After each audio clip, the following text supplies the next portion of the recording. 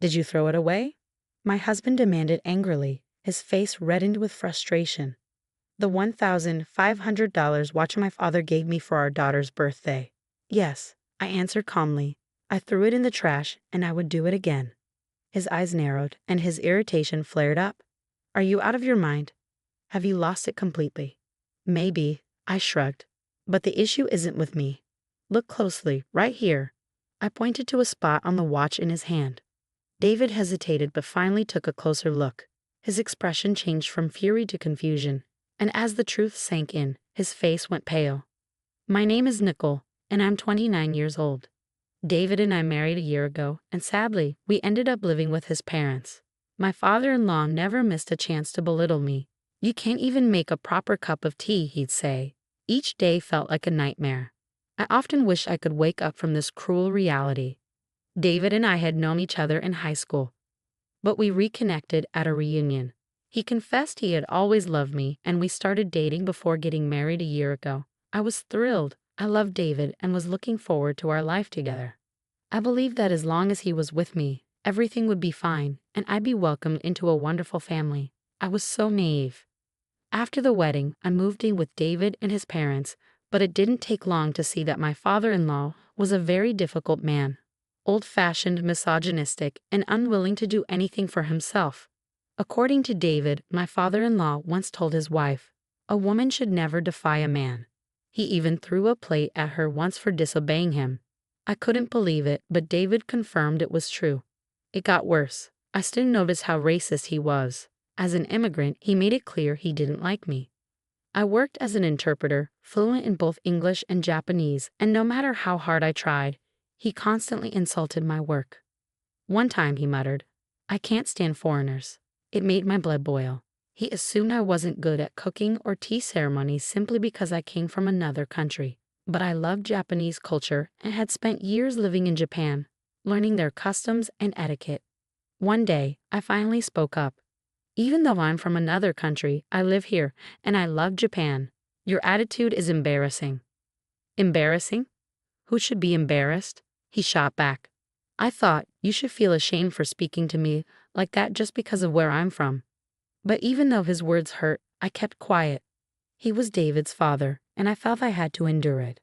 At first, I hoped that over time he'd warm up to me, but he couldn't even look at me without sneering. He didn't try to get to know me, and his words were cruel every day. I'm going to teach you the proper Japanese way, he said, handing me housework. Cleaning, laundry, even massaging his shoulders. It hurt me to think that he'd manipulated us into living there just to make my life miserable. Although my mother-in-law apologized for his behavior, she was too afraid to stand up to him. I pitied her but resented him for treating people like this. I often thought about telling David the truth, but he was always busy with work and traveling. I didn't want to burden him. One day, my father-in-law called from the kitchen. Hey, it's lunchtime. Hurry up. I worked from home, so I was around most of the day. But my job didn't have flexible hours, and I couldn't just stop whenever I wanted. I wanted to eat lunch on my own time, but he had other plans. Move it, he shouted. He didn't care that I wasn't finished working. When I tried to explain, I need to finish my work first, so I'd like to have lunch when I'm done, he scoffed. This English-speaking job isn't good for you. You should know better than to ignore your in-laws' wishes. This is common sense. Immigrants are so annoying. They don't get it, he said coldly. His words were a constant source of torment, making it impossible to focus on my job.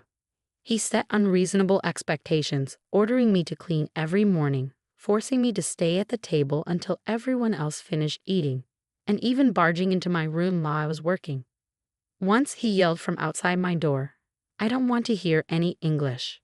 That was the breaking point. If I didn't do something, I'd lose my job. That evening, I finally told David everything. I cried as I spoke, and he looked horrified. I'm so sorry, he said, his voice shaky. I had no idea. I promised I would make you happy, Nicole. David confronted his parents about how they had treated me. They were furious, but he stood firm. Then he made a proposal. Nicole, let's move out. We don't have to stay with my parents. Let's get an apartment and live on our own. Are you sure? I asked, uncertain. Absolutely. I think it's the best thing for us moving forward, David assured me. I was overwhelmed with relief. It felt like the weight of the world had been lifted off my shoulders. We moved out and never saw my in-laws again. David stood up to his father, and from then on, my father-in-law left me alone. Life returned to normal, and I found happiness in my newfound freedom and my work. A year later, I found out I was pregnant. David was overjoyed. "Mom and Dad are happy too," he said one day. "That's nice," I replied, forcing a smile. Even though they were happy, I couldn't shake the sadness. David noticed. "You don't have to see them if you don't want to," he said gently. "The most important thing is you and the baby." Months later, our beautiful daughter was born. As she held my finger in her tiny hand, all the pain seemed to fade away. One evening, David hesitated before asking, "Can I let my parents meet her?" They were so happy when they heard she was born. I looked at him and nodded. "It's okay. I understand how you feel. Even though your father hurt me, I know he loves you, and I can see how much they mean to you." It had been a year since that terrible time. Maybe my father-in-law had changed, and maybe, just maybe, I was ready to see him again. When I finally made my decision, David smiled brightly. "Yes, that was a year ago, and people can change. Let's stay optimistic," I told myself. The day I was discharged from the hospital, David, our daughter, and I made our way to his parents' house.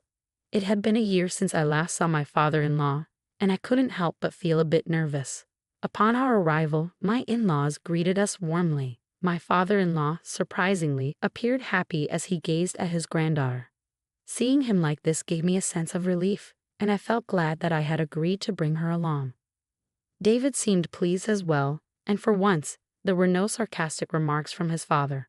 I silently thanked the heavens, hoping that maybe, just maybe, my father-in-law regretted his past actions. Then, to my surprise, he presented me with a gift-wrapped box. "This is for your daughter's birth," he said. "It's a $1,500 watch. Please display it proudly." I was shocked, not just because he had bought us a gift, but because of its staggering price. A watch costing $1,500? Even my mother-in-law looked astonished. "Don't be so surprised," my father-in-law remarked. "Consider it my way of showing gratitude for allowing me to meet my grandchild." Despite my initial hesitation, I felt a glimmer of hope.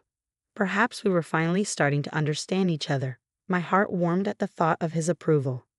Once we returned home, David and I eagerly unwrapped the gift. "Huh?" we both murmured in confusion. The watch, though elegant, looked quite ordinary. For something so expensive, we had expected something much flashier. We pondered its price but dismissed any concerns, deciding to place it on a shelf in the living room. Then the phone rang. It was my father-in-law. Ever since we received the watch, he had been calling frequently. At first, he simply wanted updates about his granddaughter, but soon his tone shifted. His words turned demeaning and accusatory, much like before. Even when I tried ignoring his calls, he persisted. Eventually, he started making unsettling observations about my daily routine. "Do immigrants only clean once a week?" he scoffed. "I noticed you've only cooked Japanese food twice this week. This is why foreigners are a problem." His comments were eerily accurate. How did he know? I turned to David, worried. "I have no clue," he said, looking equally puzzled. Fear crept in. My father-in-law's knowledge of our household details became increasingly precise, almost as if he were watching us. Exhausted from caring for our baby, managing work, and dealing with him, I reached my breaking point. I sobbed, overwhelmed with stress. I had moved out to escape him, yet here he was, still tormenting me. I felt like I was losing my mind. A chilling realization struck me. Goosebumps ran down my spine as I pieced everything together. My heart pounded as I glanced at my sleeping daughter. I had to protect her. Trembling, I made up my mind. That evening, David returned from work, holding the watch. His expression was a mix of confusion and frustration. "You threw it away?" he asked incredulously.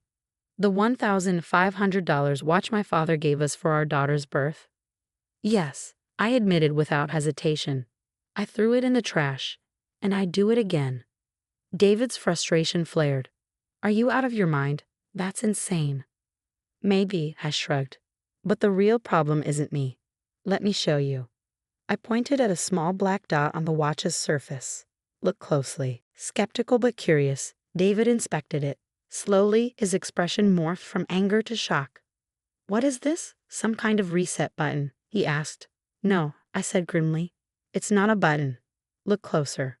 David's eyes widened in horror. A camera, he whispered. Yes. The watch contained a hidden camera. It had been watching us the entire time. That explained how my father-in-law knew every detail of our daily lives, even down to our meals. Disgusted, I revealed I had a professional inspect it. They confirmed it was bugged. Your father did this. David stood frozen, struggling to process my words. Then his expression hardened. Nicole, I'm so sorry, he said. I can't believe I put you through this again. I'll never forgive him. The next day, we left our daughter with my parents and went to confront my in-laws. The moment we arrived, David placed the watch before his father. Do you know why we're here? You do, don't you? His eyes blazed with fury. My father-in-law looked slightly uneasy but feigned innocence. What are you talking about? He asked. David's patience snapped. You gave us a watch embedded with a hidden camera and microphone. Still, my father-in-law denied everything. Where's your proof? David and I exchanged glances. My mother-in-law, silent until now, finally spoke up. You're the one who's going to pay, she said coldly, because I'm divorcing you. My father-in-law scoffed. What nonsense are you talking about? David cut in. I already showed Mom everything. We found your receipts and order forms. You custom ordered that watch with surveillance equipment built in. There's no denying it. Realizing he had no way out, my father-in-law admitted the truth. I just wanted to keep an eye on Nicole. I wanted to see if she was really fit to be part of this family. The room filled with silent rage. Following this revelation, my mother-in-law proceeded with the divorce. My father-in-law was forced to pay alimony, and since the house belonged to her family, he was kicked out. Now he lives alone in a tiny apartment. She later confided that she had endured his mistreatment for David's sake. However, after witnessing my suffering, she found the courage to leave. Now she lives freely and happily. David severed all ties with his father, and our family grew even closer. He changed jobs to spend more time with us, and since then, our communication has strengthened. I've never been happier. Happiness comes in different forms for everyone, but I've learned that sacrificing oneself for someone else's approval is never the answer. Thank you for watching. See you in the next video. Stay tuned.